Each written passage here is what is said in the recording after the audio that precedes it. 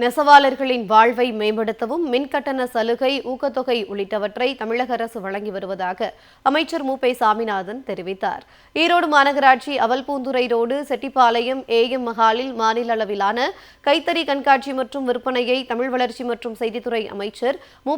சாமிநாதன் துவக்கி வைத்தார். இதனைத் தொடர்ந்து அமைச்சர் மு. சாமிநாதன் கைத்தறி நெசவு செய்தார். இந்த நிகழ்ச்சியில் மாவட்ட ஆட்சியர் கந்தசாமி, கைத்தறித்துறை உதவி இயக்குநர் சரவணன், சென்னிமலை கிழக்கு ஒன்றிய செயலாளர் பிரபு உள்ளிட்ட துறை சார்ந்த அதிகாரிகள் கலந்து கொண்டனர். நிகழ்ச்சிக்கு பிறகு செய்தியாளர்களை சந்தித்த அமைச்சர் சாமிநாதன், வணிக நிறுவனங்களில் தமிழில் பெயர் பலகை வைக்க தொடர்ந்து வலியுறுத்தப்படுவதற்கு வணிகர்கள் சங்க நிர்வாகிகளுடன் கூட்டம் நடத்தப்பட்டுள்ளதாகவும் அமைச்சர் மு. சாமிநாதன் தெரிவித்தார். மேலும் கைத்தறிக்கு முக்கியத்துவம் தந்து அதனை மேம்படுத்தவும், நெசவாளர்களின் வாழ்வை மேம்படுத்தவும் மின்கட்டண சலுகை, ஊக்கத்தொகை உள்ளிட்டவற்றை தமிழக அரசு வழங்கி வருவதாகவும், கைத்தறி நெசவாளர்களின் வாழ்வாதாரம் பாதுகாக்கப்படும் என்றும் தெரிவித்தார். நெசவாளர்களின் வாழ்வை மேம்படுத்தவும் மின்கட்டண சலுகை, ஊக்கத்தொகை உள்ளிட்டவற்றை தமிழக அரசு வழங்கி வருவதாக அமைச்சர் மு. சாமிநாதன் தெரிவித்தார்.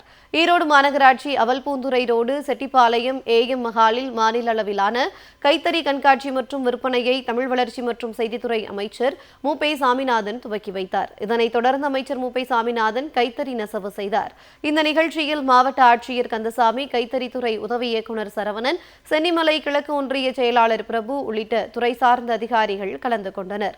நிகழ்ச்சிக்கு பிறகு செய்தியாளர்களை சந்தித்த அமைச்சர் சாமிநாதன், வணிக நிறுவனங்களில் தமிழில் பெயர் பலகை வைக்க தொடர்ந்து வலியுறுத்தப்படுவதற்கு வணிகர்கள் சங்க நிர்வாகிகளுடன் கூட்டம் நடத்தப்பட்டுள்ளதாகவும் அமைச்சர் மு. சாமிநாதன் தெரிவித்தார்.